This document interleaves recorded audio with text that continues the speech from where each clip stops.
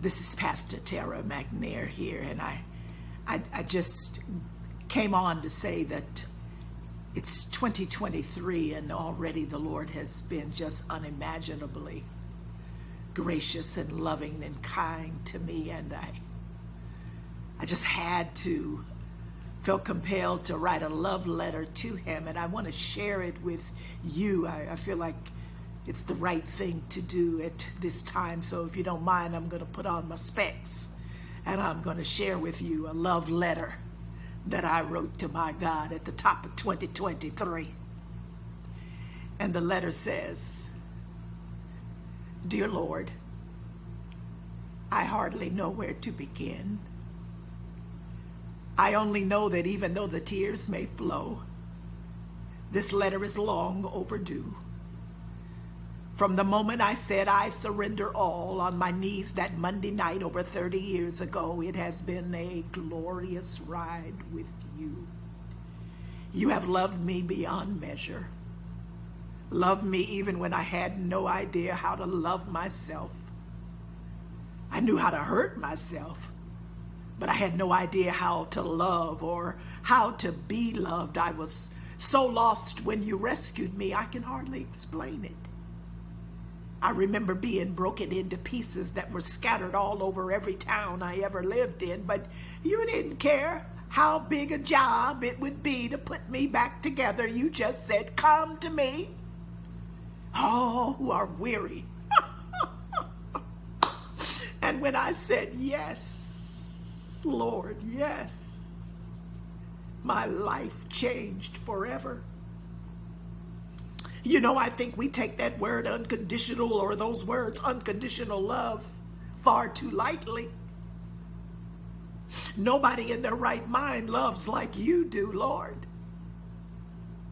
This has got to be the one area that I feel so inadequate in, yet I hear myself repeatedly saying, like Paul, 'Your grace is sufficient for me. When I am weak, you are strong.' It is uncanny and so like you that your grace is so saturated in your love that it is hard to wrap my mind around it.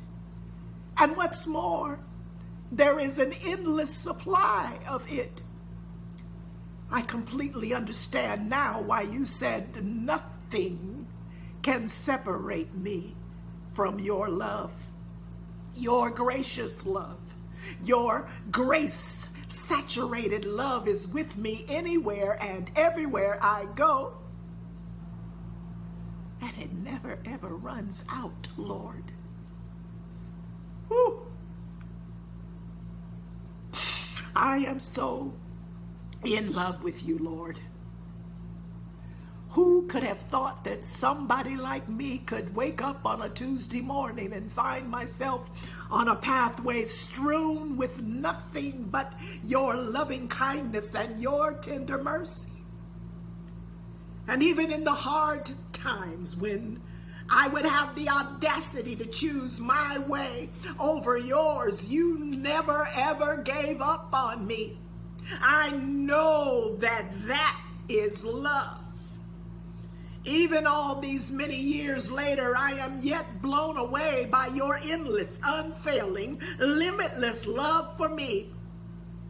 Your nurturing, your patience, your well-timed correction. Amazing. You're growing and grooming me for such a time as this. You kept me. And you poured into me. And you persuaded me that I was worthy of being kept. You have drawn closer to me with every storm and have allowed me to see just how awesome it is to be completed by you whenever there is a shortfall. I don't have to beg or perform. You just make yourself available, Lord.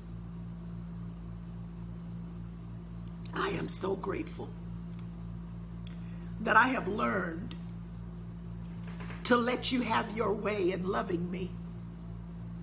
Thank you for your love to date. and the way you love me in years to come. You will love me in years to come.